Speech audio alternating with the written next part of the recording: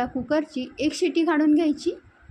आता एक कुकरची शिटी झालेली आहे आणि आपली मस्त राजम्याची रसाळ भाजी तयार झालेली आहे।